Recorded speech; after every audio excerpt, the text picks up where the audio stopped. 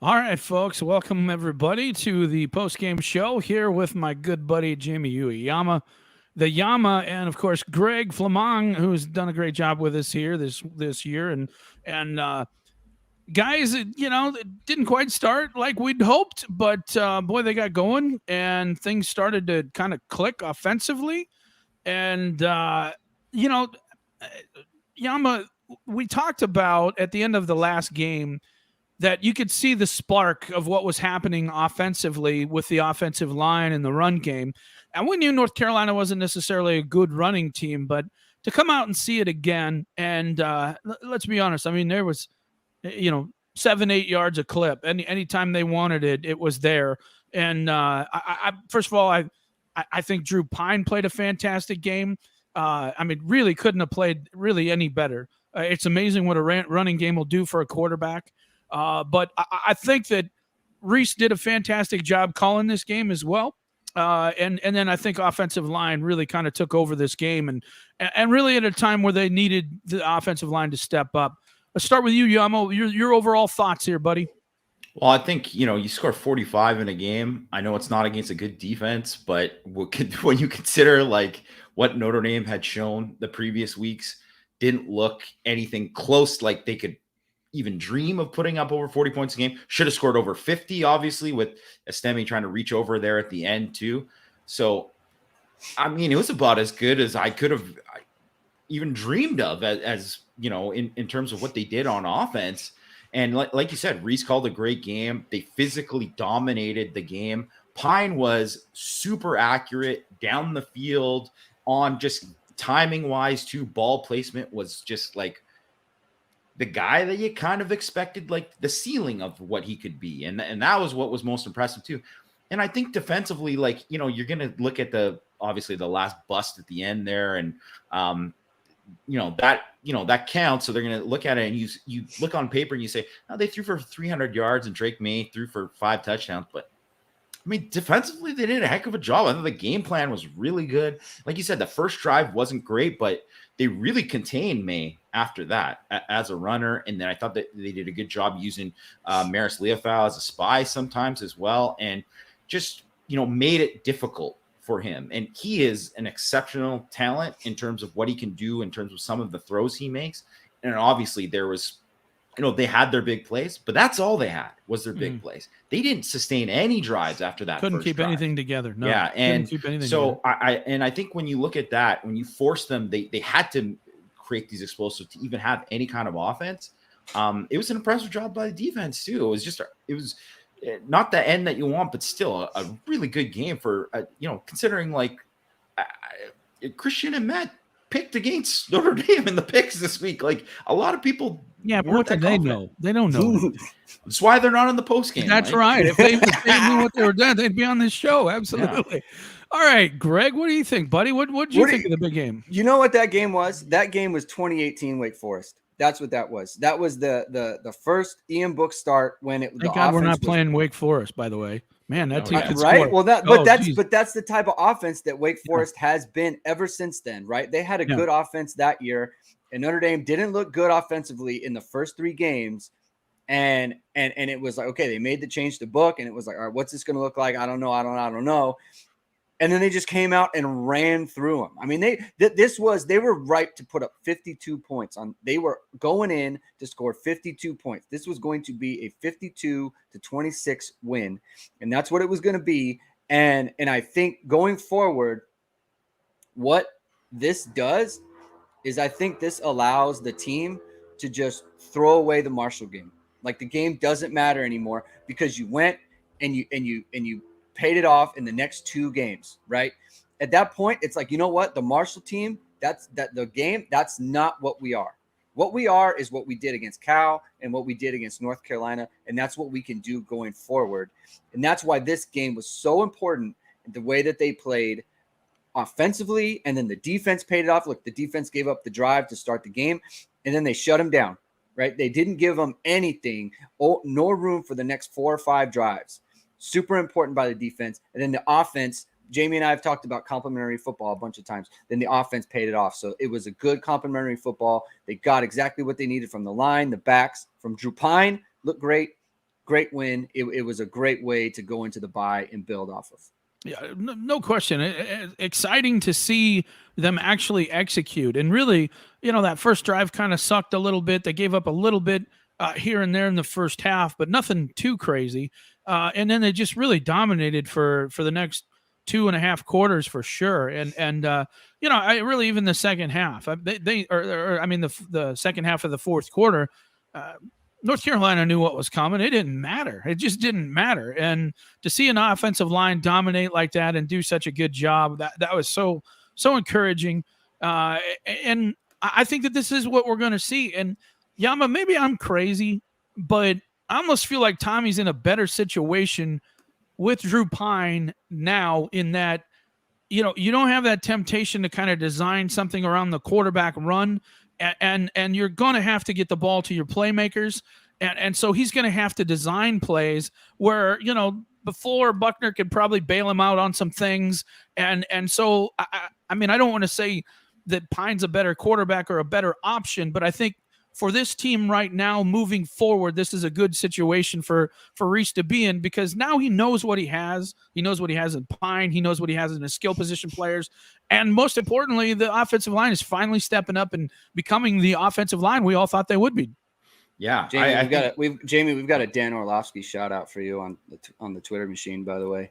Dan Orlovsky, everyone who watched him call the game, he's a fantastic. Absolutely. He's fantastic. Great.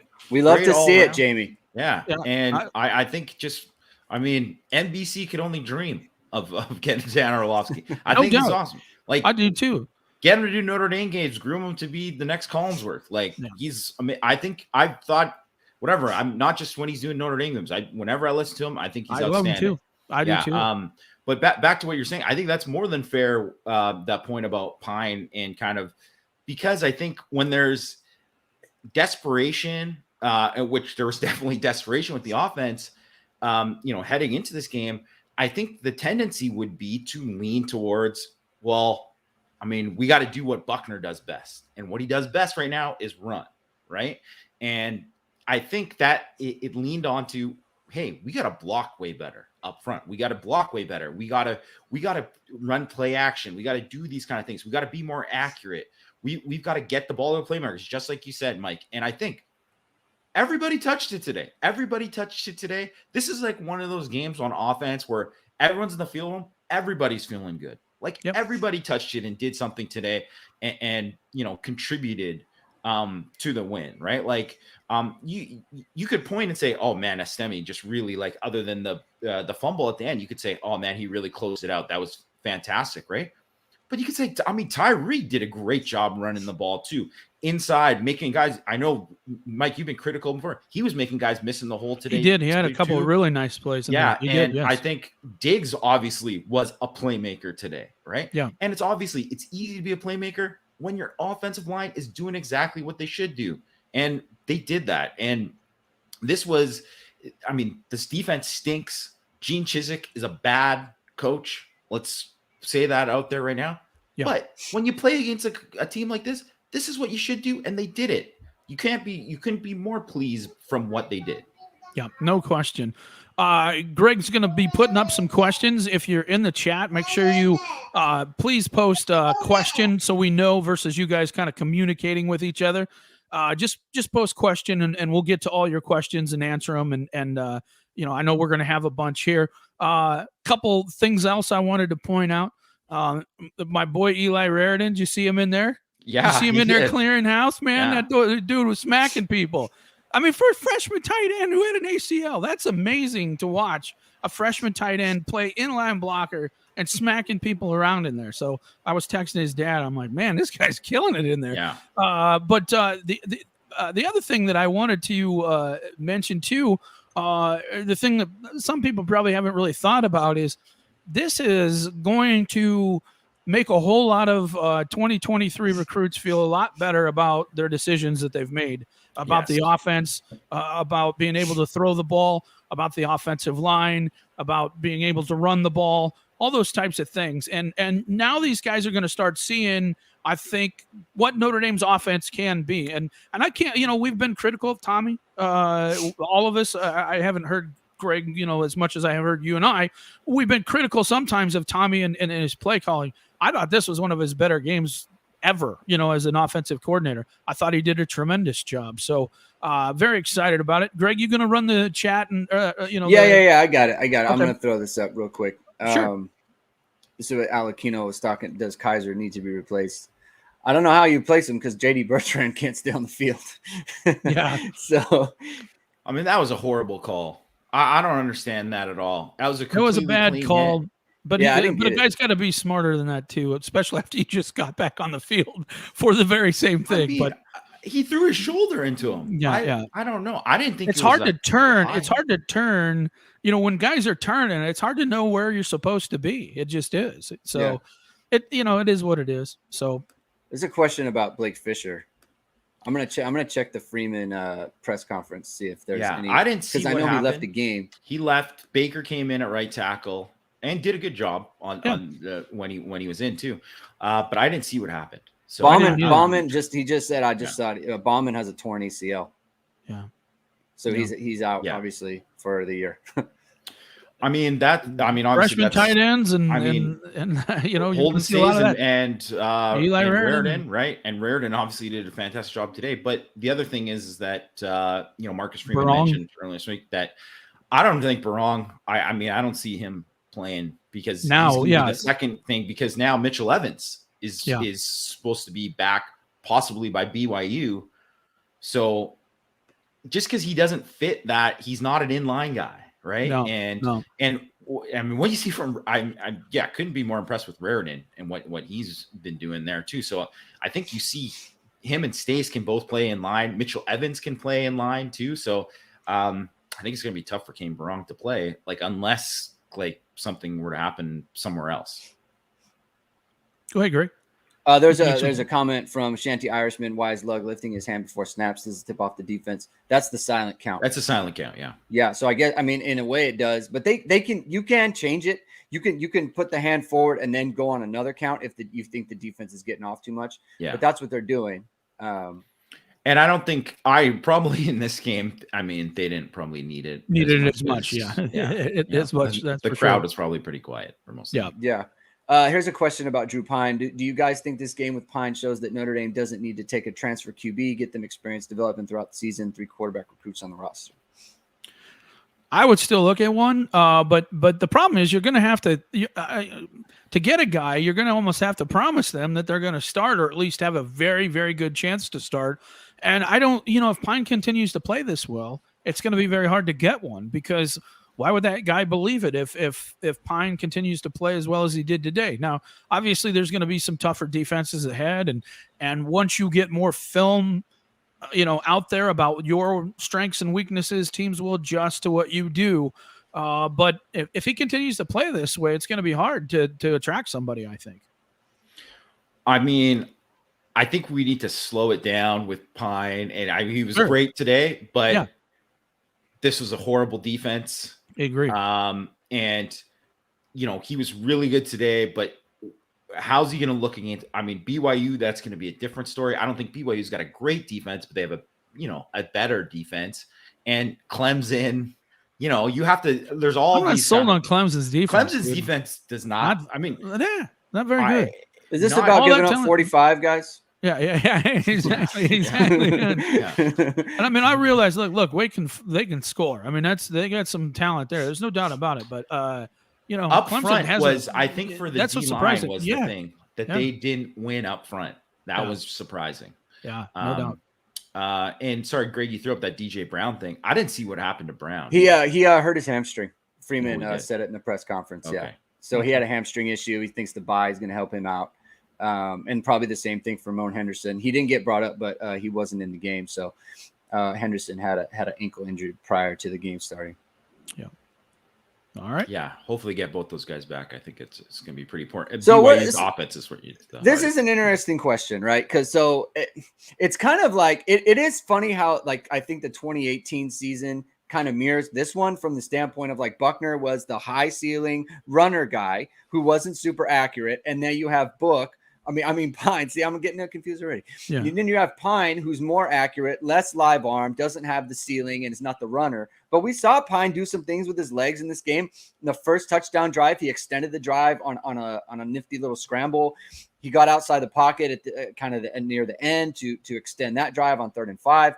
So it is kind of, it does mirror the situation, and it would be, I guess it would be kind of funny if Notre Dame just continues to get into this this pattern, right, where you have the high ceiling quarterback, and then the steady guy comes in, rights the ship. And so I just wonder how you guys kind of view that, because I mean, Jamie said before, like, we do need to slow down. It's just been one game, but it's like a theoretical kind of standpoint. It didn't seem like Pine limited the offense today. So what do you guys think about that? Yama?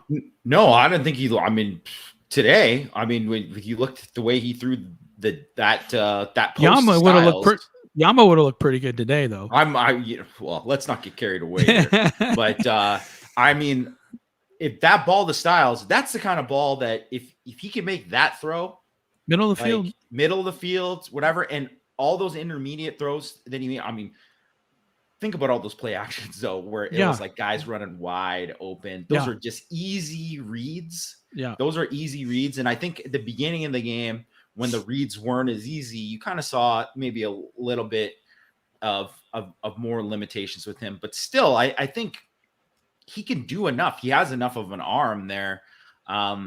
It's just, you saw like the balls get knocked down. If he's got to be a guy who wins from the pocket and he's dropping back and you're like, Drew Pine, you need to drop back 40 times in a game.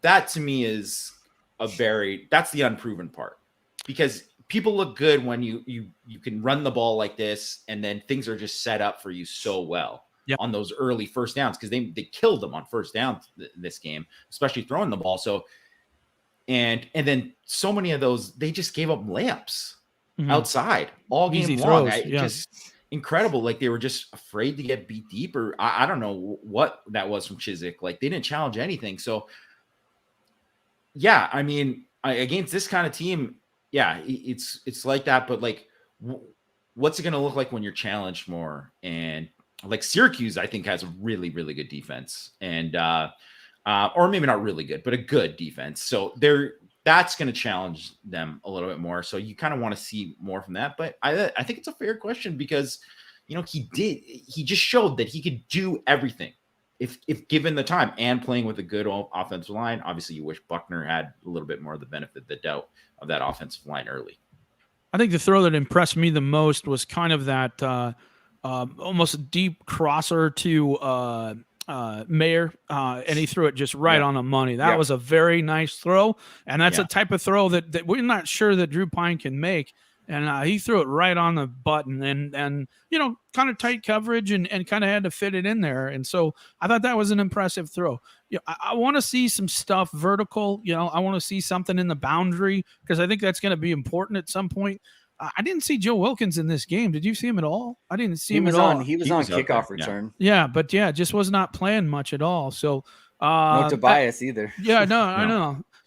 And I kind of understand that, I guess. But I'm excited about it. But like Yama said, hey, if you can run like this, a lot of quarterbacks are going to look good.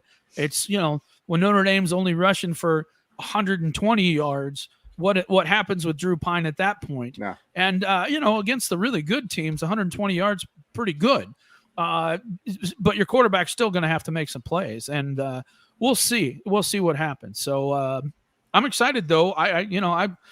This is some of the best running that we've seen from a Notre Dame team in a while, and so that's encouraging. And I don't think that Notre Dame has a great running back at this point either. You know what I mean? I don't think any of these guys are Kyron.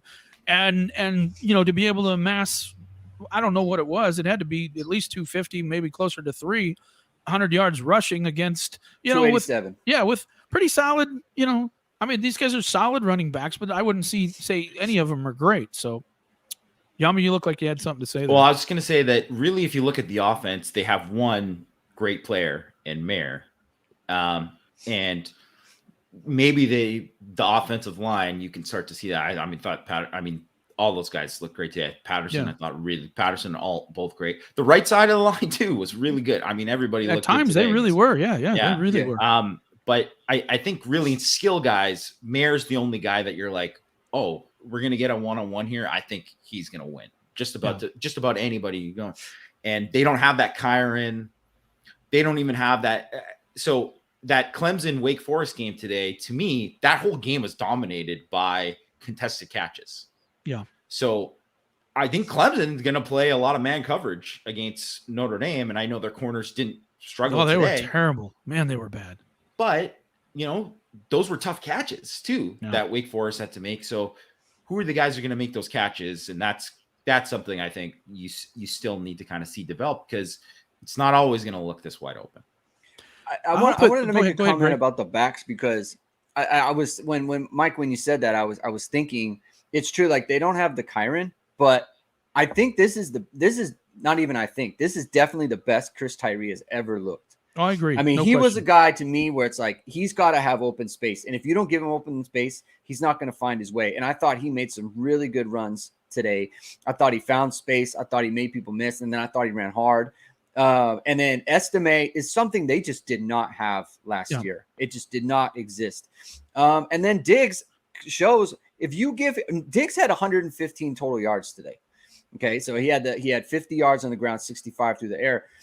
I mean, that's the three guys, they can work them into the game. I mean, they all got work. So I think the three of them with the line, I think these three guys would not have been effective last year the way Kyron was, because they needed Kyron to be like the guy finding holes and that sort of thing.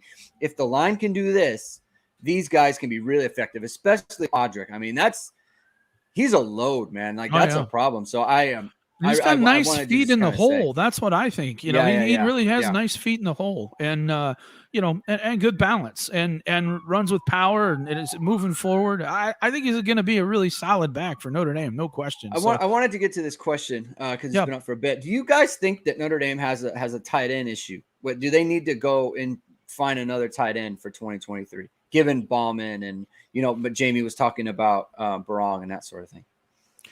Well, I would guess if Eli Raridan and Holden Stays continue to play, I can't imagine Barong being around after this, So, and then with Bauman's injury, I mean, it's going to be a while before he's ready to go. So, and then we don't know what's up with Mitch. We'll have to see how Mitch looks. I don't think it's necessarily a bad idea, but I don't think you take a guy just to take somebody. It is tight end. You could probably get a couple next year. It looks like both Eli and Stays are going to be very solid. And as long as Mitch is pretty solid, and healthy, I think you can get by with it next year.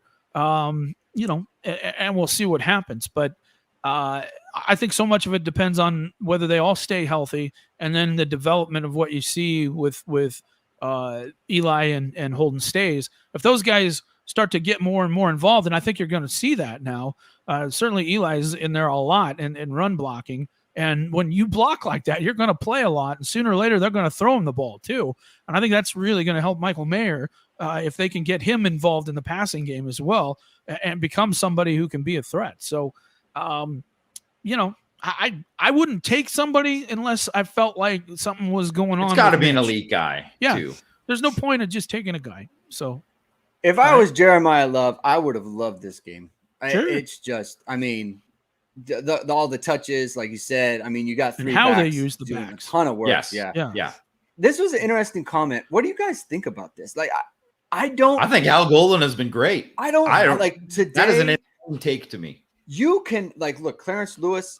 That is a mistake by him in terms of just getting run by, and then Cam Hard was terrible too. Yeah, well, Cam, that is just ridiculous. A mental error. I can't. I just. And we've seen it before, but I think that's why we're seeing it.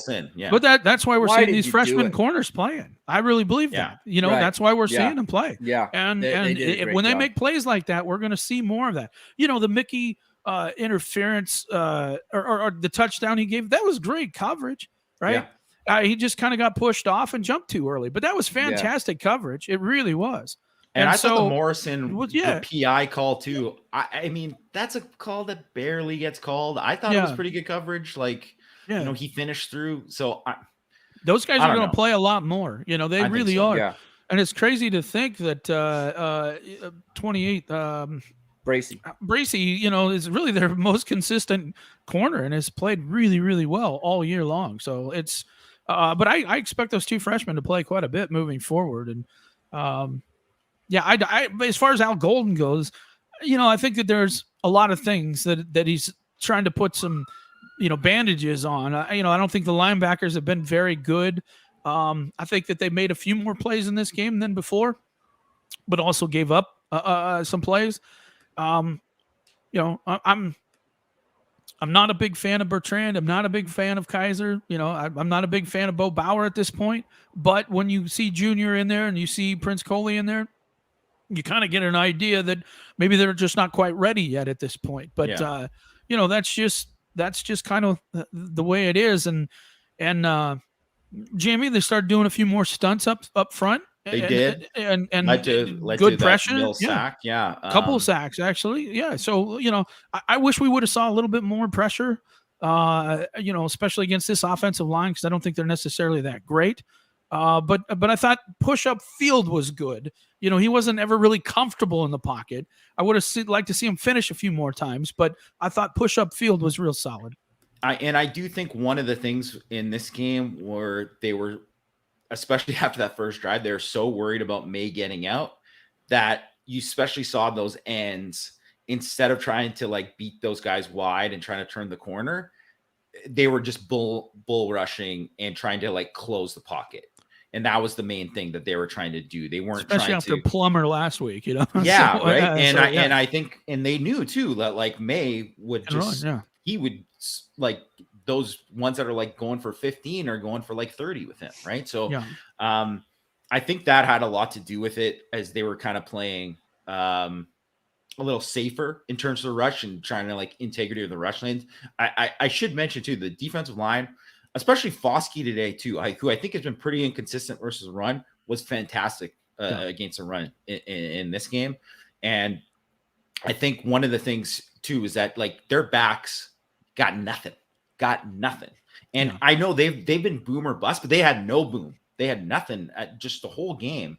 And whenever they tried to do anything, like, so you have to just give a credit to the defensive line for the job they did. And I know, like, obviously, when you get into the game against Marshall, everybody's getting heat. Everyone's getting heat. A lot of people were, talking about Al Washington. Whoa, man, is this guy like? I mean, the defensive line is. I thought they played pretty well the last couple of games. All right, before we get the next question, I want to hit you guys up with this topic real quick. If I assume after the Marshall game, we were all feeling pretty low. We were all feeling like, they'll be lucky to win 6 games the way this is going.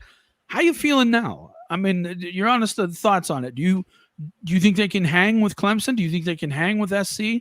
BYU? I mean, I think that they got a shot in every one of these games. Whether they will win them is another thing. But I do think that they actually have a shot in every one of these games, provided that they stay healthy and they don't turn the ball over. If they get too many injuries, I just don't think this team is somebody who can overcome a lot of injuries at this point, especially to some key players. But I think that's the same thing for SC and Clemson.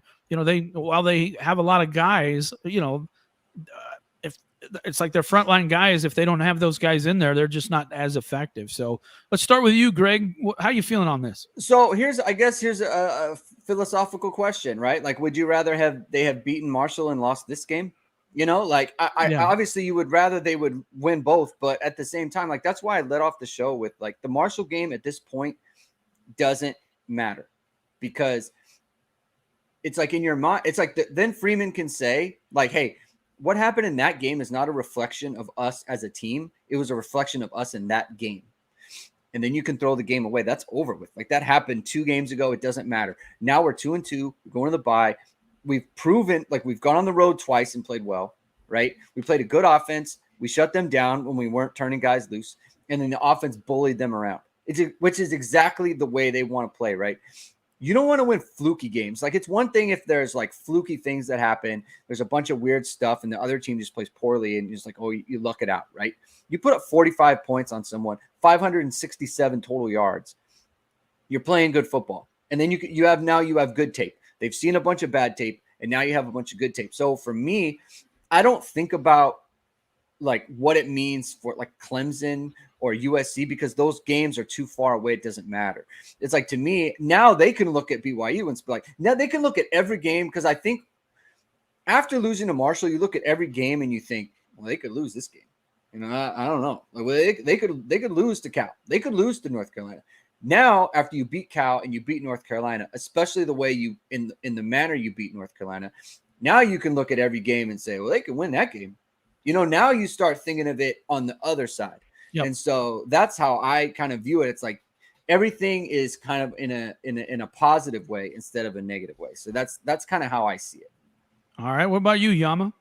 I see it similarly to Greg. And I think this game was going to tell a lot because, like you said, North Carolina's defense is bad. If they're not running down North Carolina's throat, how are they going to do it against some of these other teams? Like, so you do that. You saw them kind of like physically kind of dominate this game.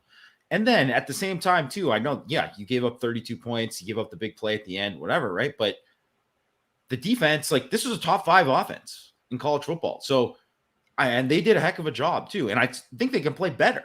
So, they definitely can play better. Yeah. And then the fact that they're stopping the run and the linebackers can play and hopefully will play better too. So you're kind of getting this level of play when you haven't really got what you expected out of the linebackers. Maybe some of the corners you're not so sure about, whatever, some guys, some busts and stuff too. And there's still a chance for like young guys to develop and step forward and still be there too. So I think, yeah, it does change the view of how, you know, you're going into it, especially because of just the confidence gained going into the bye. It's not to say that they couldn't go out and lose to BYU. They could, right? But all of the games going forward too, now you think that Notre Dame kind of maybe has like built an identity of what they could be on offense and what they can be on defense. And they have that going into the bye. And if they didn't have that, it's like you're rebooting everything. You're trying to figure everything out again. And, you know, you're probably in trouble, you know, 1-3 the rest of the way. But now, but now you can go into all of these games and all of these matchups, and every single team they're playing is deeply flawed, right? Just like Notre Dame has their flaws too, right? Like USC, for as explosive as they are on offense and on all that talent, like teams are going to be able to run. They play in the Pac-12, so they probably don't have to worry about it. But Notre Dame will run the ball on them. Will run the ball on them and control. Everyone has run on them. Rice ran on them. I just don't think that I don't think that their old line's going to be able to hold up as well. There's just not a lot of great pass rushers in the SEC, or I mean the Pac-12. There's just not a lot of great pass rushing teams, and so to me, we'll have to see what happens. You know, we'll have to see in that game. You know, I think the big thing is going to be: are they going to be healthy? What is SC going to be like, and what's Notre Dame going to be like? That's going to have a big moment in there. Yeah, I saw Tommy. Hey, look, man, there's nobody who loves Audric more than me. I've been praising Audric the entire time, even coming out of fall camp. I said I think he's going to be the best back. So, yeah, I agree. SC can be. It's just fun. It's just funny. Look what winning does. Like now we're talking about, who can be run on is USC going into this game. Like we're after the last one, no chance. It's like like after the last game, it was like, look, whatever, maybe, right? Like we got to win. That's great. Well, it was a prove it game. Now we're dreaming big dreams. Yeah, totally. No, absolutely. No. Full credit. They stepped up and did what they had to do. They absolutely Full credit. did. Yeah. I mean, that was fun football. I enjoyed that. Did you guys? I was looking at the stats. North Carolina ended up with 367 total offense, and they had 80-yard and 64-yard touchdowns in this game. Yeah. Like Notre Dame really, really gave it to them. They made it difficult for them on the main. It was just the two mess ups that busted. Yeah, that really made it up. But yeah, to Mike's point, like this was fun. Like I was having a great time. Yeah, I haven't had fun watching football much this year, and I had a really good time watching this. It was fun. It was fun. You know what? And Ted Carpenter has this comment about Estime has earned the right to be the top back. And I think he's earned the right to be, I mean, despite that fumble at the end, but he earned the right to be the closer. Yeah. Yeah. And that's a very important role, right? Like, obviously, so you're in 4-minute offense, you're closing out the game. And I know that fumble was bad. They ran off 6 minutes of clock on that drive, just giving it to him. That's huge, right? Yeah. But I think you saw in this game too, like Diggs and Tyree, like they gotta be you gotta have a 3-headed monster there because they all got skills that you got to take advantage. And there's stuff that Audric isn't good at that those other two are good at, right? Yep. So and I thought 2 of the biggest plays of the game were, one was 2nd and 1, Chris Tyree. I mean, it was a TFL. Should have been a TFL. Yeah. He outran that guy to the corner. Like, that was just speed. Turned into a 5-yard gain, right? That was a big play. And Diggs had a couple other ones too, where you don't think of Diggs as the guy who's got the speed to turn the corner. And he did turn the corner a couple times too on some defensive backs too, right? So that's what I thought, even with the backs kind of like making something out of nothing too in those. So there was enough from all of those guys today where you could say, like, all of these guys need to kind of have a role. Yep. And I think Estime is 100% got to be the closer and the guy, and maybe he might be the guy who gets the most carries in the end because of that. But I mean, if you could say, like, later on this year, if Tyree's the best player in one game or Diggs is the best player in one game, has the best, numbers in one game, I could all see that happening this entire year. I agree. Yeah. I think it'll be kind of situational, and whoever gets hot and what kind of game it needs to be too. If you need guys out in space, you're going to see Tyree and Diggs a little bit more. I love the fact that they're getting the backs more involved in the passing game. I think that's going to help out a tremendous amount. So middle of the field, we got to keep hitting that middle of the field. Every time they do, it's a big play.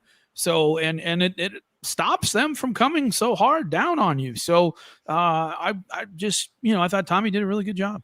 Really good. I thought it was really important to prove that you can get Mayer involved when a team is obviously looking for him, because you always need to be able to lean on your top player. And it's like, if a team could look, for example, look at North Carolina and Josh Downs today. They couldn't get him going. He had 5 catches for 38 yards. And it just wasn't a factor, right? I mean, last year he was a huge factor in that game, right? Like almost won the game for them, right? Just based on what he was doing. And today he couldn't. And so I think 10 for 140 last year. Yeah. Yeah. So I think Tommy being able to get Mayer going, get him touches, and get him open in space. Now there are a couple where it's like, Gene Chizik, what are you doing? Like, that's crazy, right? He should not be wide open over the middle and walking in for a touchdown, right? That should never happen. But the fact of the matter is Tommy found matchups and he found a way to get him going. And once the best guy has it going, then that's what makes it easier for everybody else, because the defense is then thinking about, like, okay, we have this guy who we can't stop. We have to find a way to stop him. And we've been talking about spreading it out. Like, Jaden Thomas made a couple contributions today. They got some good touches for Lorenzo Styles. He was involved today.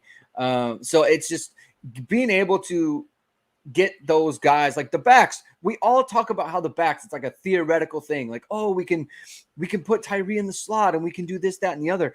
And it's like, but it never happens. I feel like it's always just kind of in theory. But today, Tyree has a huge game. Estime has over 100 yards. Logan Diggs goes over 100 yards, right? So it's just like, that's where, not just from a team standpoint, like the whole team, it builds them up, but also from a defensive standpoint where you prepare for them and it's like, okay, like we have a lot we need to worry about with these guys. So that to me was like, beyond the fact that North Carolina is a bad defense, it's like, this is where everyone gets to watch film the next time they go in and say, look at what my role is. I can be a major contributor for this team. And that hasn't always been the case in the backfield. So that was that might be my biggest takeaway from today, beyond the fact that Pine looked really good. How about that end around to Mayer? I mean, because they put him in that motion so much, right? And to give him the ball like that, I mean, that really puts a lot of pressure on the defense now, because you're like, well, they might give it to him, So they put him in motion so much that it's just, I thought that was a nice play designed by Tommy, and it's effective, and it's going to be even more effective because you ran it, and now teams are going to have to worry about it. The other thing I wanted to point out, I don't know if you guys saw, but North Carolina was running that double pick move down in the end zone, down in the red zone tight. I mean, no, that was some of the worst picks I've ever seen. Yeah. And they didn't call any of those. Like the first one that got downs open, I'm like, holy cow. I mean, you might as well just tackle those guys. It was unbelievable to watch. So, I mean, I was shocked they didn't call at least one of them. Oh, I know. Because they were brutal, man. They were like, wow. I thought, and it's funny because the one they called, I thought maybe they didn't need to call it. Yeah. The refs were bad all around. Yeah, I think so too. ACC refs are just the refs were bad. Evergreen. Yeah, no doubt. Well, I think Pac-12 refs always get the heat. Like they, Pac-12's right. Oh, Pac-12 refs, right? Like hashtag Pac-12 ref. They suck. ACC refs just as bad. No question. I mean, I think, and you see it both ways, right? It's just so it's like you never know what you're going to get a call against you or for you. You never know. I think they're just bad. Yeah. Got some more up there? More comments, Greg? Let me see. This is the comments or questions. Corey Robinson was upset about the no pick call. He didn't like that. Yeah, exactly. Isn't that the truth? Yeah. Just like more like a lot of comments about the 21 personnel. Like I always thought that it was. I just loved it. I loved it more than 12. I just feel like, especially now that you have the three of them, I just love getting them all involved. Well, I think the combination of Diggs and Tyree, when they're out there together, because Audric is obviously just a tremendous downhill runner, but he hasn't shown that he's going to be a guy in the passing game yet. Yeah, Pine missed him on a wheel route. He was wide open on that one wheel route, but that's a all or nothing play too, and that was at a time where they needed to make sure they continued the drive, but that was definitely Diggs. You can do a little bit more. If you wanted to just motion Diggs out in the slot and get him lined up on a linebacker and see if he can win, he could do that, right? Where Audric, you'd leak him out on a wheel where it's set up well, but it's like, that the angle route that he had against Cal, which obviously was a big play, that's just about as easy as it gets. Those are his kind of plays in the passing game, not him winning one-on-one. Well, a lot of times those wheel routes are, you have to turn your body a lot of times. And, when you're 227 pounds, that's not as easy to do. Pure muscle. Yeah, exactly. So, so it's a tougher catch for that. That's for sure. How do we feel about the fourth down decisions today? I mean, obviously we like it because they're going for it, but it's I mean, did you think that Marcus was going to be so aggressive with his fourth down calls? I mean, they wanted to go for the fourth down. Which one was it? They called a timeout. That was the one where you went up. They went up 10 or where 10, they kicked the field goal. Yeah. It was right before the half. They wanted to go. What did you guys think of that? Well, I understand why he wanted to be aggressive there, especially against an aggressive offense. But I think, he thought better of it because somebody probably reminded him, "Hey, coach, we can go up 10 and we get the ball, out of half." And then I think he settled down and made the right decision. The second one, again, I think that was a situation where you're just trying to put them away, And this has not been a team that's put teams away very well in the past, and I think he felt like the defense was playing well, and so let's try and put him away. I didn't blame him on that call either. I thought that was an all right call. It was a little risky, but nothing. Mac Brown was rewarded for going for it. So sometimes you got to even that out a little bit. So, but I think kicking the field goal at the half was a very smart move. So.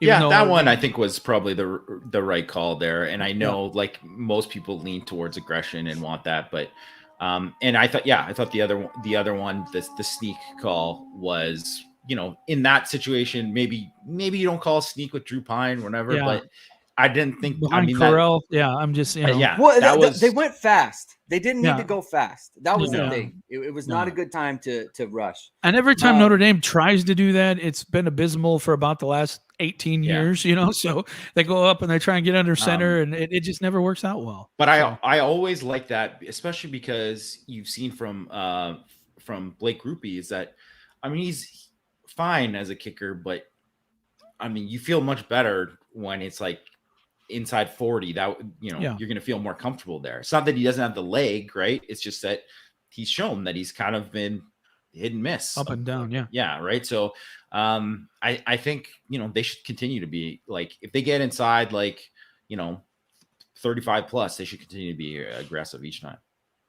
So Jamie, we've always talked about the middle eight, right? And deferring and that sort of thing, and why you want to defer. So they defer today. It's kind of not the middle eight because they scored the last touchdown with 10-21, so it's kind of over. But they score the touchdown. It's 14-14. They get the ball. They go down and score a touchdown. They get a field goal, open the half with a touchdown, and then get another touchdown after it. In the middle eight, it was like the middle nine. They won that 24-0. Yeah, right? that changed the entire game. It's just a huge thing where it's like, you're getting it. You can control the clock at the end of the first half, and then you start second half with the ball, and you go out and score points. It was just a huge, basically Notre Dame scored 24 points when UNC only had 2 possessions. Yeah, essentially. I always feel about a team always defer, and obviously they hadn't won the toss. So they finally won the toss. Right, they finally deferred. And Thank God.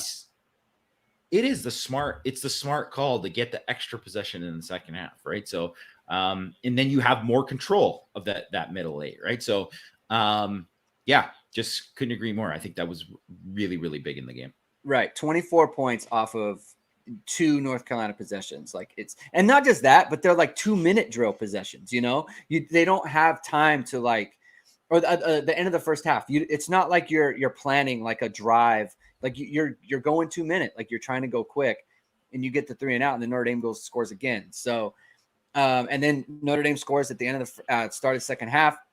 They get stopped. Notre Dame scores again. The game's over, right? For all intents and purposes, it's over. So that's why we always want to go for that.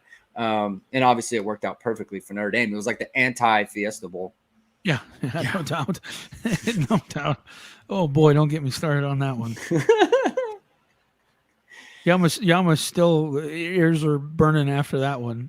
So, no, it wasn't great. No, it wasn't. Let me just say I was a little hot after that one. So, it's one of the many. Right, Yama? Well, speaking of that, though, Mike, there was nothing really. I told you I was having a good day, man. I was having fun. That's why we'll take it. I didn't fire one text today. Not one text. Yeah. No, you were happy. Although I will say, when Notre Dame went down 7-0, and then I think they went 3 and out right after that, and they went back to North Carolina, I thought, oh boy. Here comes Mike. That was tough. No, I didn't. I was just like, well, we'll see what happens. We'll just see how they rebound. I was ready to shift into a I was yelling. Space. I was yelling. Don't worry. I was yelling, but I was like, let's just see. This is a bad defense. We'll see what they do. Tommy did put on a clinic today. That is absolutely correct. Yeah. I feel like Notre Dame had a very plus game from the offensive coordinator. And I mean real plus. And that's really important. It really is, especially when you got a young quarterback that doesn't have a lot of experience. I thought, that's when you need your OC more than anything. And I think he did a fantastic job. So, yeah, I thought this was true. All 3 backs went over 100 total yards. Yeah. Yep. When's the last time that happened? 3 backs? I can't even remember that.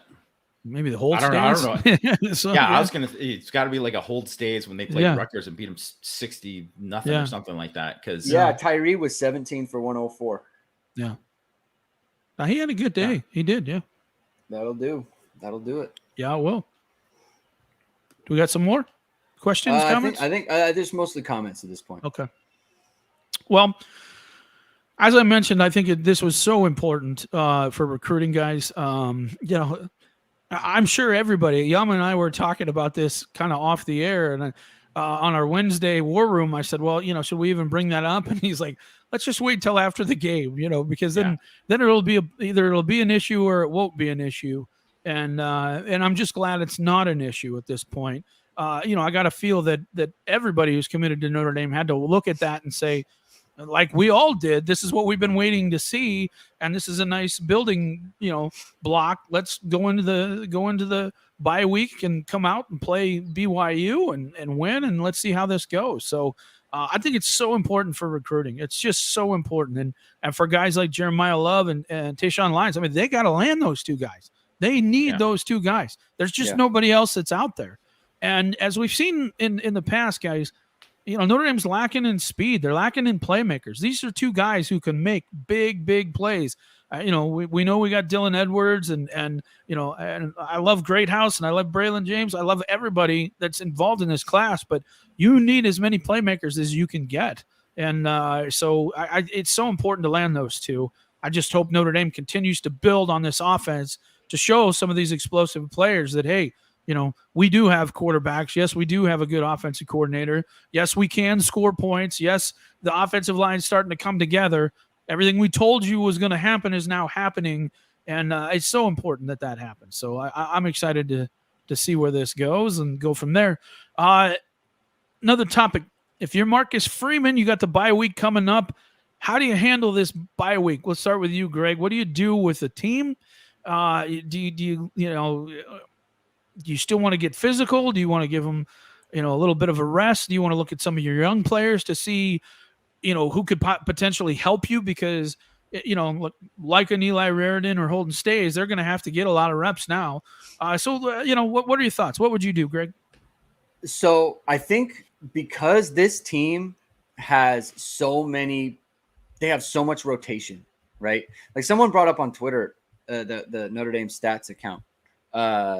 They brought up like, oh, we can play the backups. And I'm like, what backups? They play everybody. They play all the backs. They play all the receivers except for one, right? Yeah. Except for Tobias. The linemen, it's not like you're subbing out linemen or anything like that. And then the defense is always rotating.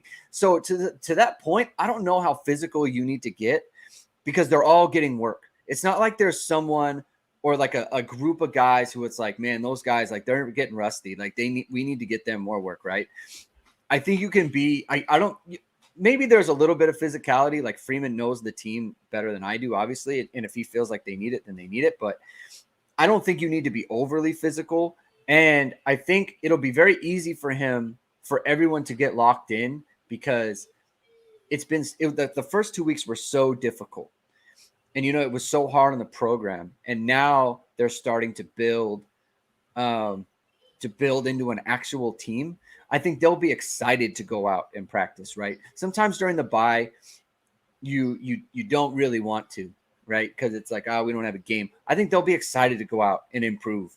And they'll be excited to go out because, like, the skill position guys, like, they're like, okay, like, we got Drew. Like, he's going. He's firing. So let's go have a good practice, right? Let's all go get better, and I think the same for the defense, right? Like the defense is always rotating. So I think they're always excited. They're always fresh. They look good, and they're probably feeling good. So I don't think he has to push too hard. I think they're all going to have a good attitude and they're probably all excited to go out to Vegas, put on some new uniforms, So I think because of the first two games and how difficult it was, I think the team is probably in a really good space right now to keep building and keep getting better. Yama, your thoughts? Yeah, I wouldn't be overly physical with these guys. I think the main thing is you got to get healthy, and even though we only hear about, what's public in terms of who's hurt and who's not, like guys are beat up. That's what happens, right? And you need that bye week to kind of like get better and to heal up and get rest. So I think you back off a little bit, physically. But I think the good part is that everybody just comes into these meetings. You go and watch the film and you feel better because you're like, they won last week, but you watch the first half or like the first quarter and a half or whatever. And the offense is like, it's just a comedy of errors. You just feel terrible as you're watching it. And now it's like everybody's going to walk in with a smile because you know that, good news is coming because you know what happened in the game, right? And even the mistakes that you made, you can laugh it off because you beat a team that, a lot of people were picking to beat you by double digits, right? So, I think you got to obviously approach this thing. This is going to be a huge recruiting week for Notre Dame. And I think that's why, too, you get 2-2, you beat North Carolina on the road. You can start selling things a little bit more and things are a little bit better all the way around. Yeah. All right, guys, anything more you want to add? It was good punt return yards. That was exciting. Yeah, it was. Yeah. Brandon Joseph. He's not super explosive, but look, any 10 positive yards, that's good. Yeah. I think Catch for the recruiting ball. point, yeah. I think for the recruiting point too is I think we know it's a big deal because we feel it. I think we all cover Notre Dame and we're, objective in what we say. And if they're not good, they're not good, and we'll say so. But we are hoping that they win, right? And not just that, but since we cover them, you want to cover good football. And in the first 2 weeks, they just wasn't good football. They weren't playing well. And it picked up a little bit last week. And then this week, they looked really good. And that makes you feel good about, not just the players they want to land, but the players who are committed. Look, let's say Page, right? He just decommitted. Okay. USC's probably been in his ear. Look, their offensive line, they don't look good. Look at they couldn't push around Marshall, right? They barely did anything against Cal. Come over here, right? They get in his ear. Maybe they say some negative stuff, right? Well, you watch this game and you're like, well, I don't know. That looked pretty good, right? And maybe there's things with Page going on that are outside their control. I don't know. You never know. Later on in the season, you run it down USC's throat and you kind of keep building off of this. Right. And that's how things end up getting kind of flipped in the end, right? So it is a salient point. Yeah. My point is that it's just I think everyone who has an interest in Notre Dame really wanted to come out and see them play well, right? And I think everyone kind of understands too, they gave up the 2 plays on defense and those are not good, but everyone kind of gets it. If you watch the game, if you're a recruit watching this game, if you're Christian Gray watching this game, if you're Micah Bell watching this game and you see Ben Morrison and Jaden Mickey getting out there and you see how they're playing, not just that they're playing well, but the style that they're playing, all the man they're playing, right? Mixing up coverages and that sort of thing. That's going to get you fired up. It's going to get you fired up, and with the running backs, Dylan Edwards, imagine Dylan Edwards in this offense. Oh my goodness. He looks unbelievable. Yeah. So it's just now you can see it, right? Before it was theoretical. Now you can see that's what it's supposed to look like. And I really liked how it was supposed to look. So yeah, boy, if he hit some of those holes today, whoosh! That would have been. That guy, he's explosive. Yes, he's something. He's truly one of the most explosive players I've ever seen. I just you can talk about top end speed, but just the ability, to me, everybody talks about 40-yard. I'm a 10-yard dash guy. 10-yard dash. That's what's going to tell you how explosive a player is. And he's got to have, he's got to be in the 1.5s. It's got to be easily, because he's just so explosive. And that's the difference between getting away from people and not getting away from people. And so can't wait to watch him and in so many ways. And, I think Maurice did a good job of kind of showcasing today. Well, by the way, did you see this play? Because this is going to be you next year. And did you see this play? Because this is where we're going to have you in doing this and doing that and doing this. And so it's I don't know. It's exciting. And it was just such a needed win, guys. Yeah. It was such a needed win. Such a big win. It was a must win. Yeah. It really was. And now everybody can go in and everybody can exhale. And I think you'll see the confidence of this team. Kind of like Yama and I said at the last post game, this was a spark. You could tell that this was the thing that was going to kind of get them going. And if they've turned around and used that spark to do something in this game, then I think we could see some pretty cool stuff happening here the rest of the year. So I'm excited to see where it goes. I can't wait to see what happens. So, All right, folks, I think that's going to be it. We got to do some writing and that type of stuff. And I know Greg will be back in the morning, or I assume you are. Yep. You know, kind of talking, doing your thing. And Jamie and I got to write our stuff. And then we'll be back all next week. So be looking for us on YouTube Live. If you're not a member of Irish Sports Daily, great time to sign up. Go to the front page, click on the premium section, and you can subscribe this way. If you're watching on YouTube, make sure you've subscribed to our channel. Just click the subscribe button, and all our videos will pop up for you. So thanks for watching, and that was fun, guys. Been a while since we smiled, so that was a lot of fun. All right, guys.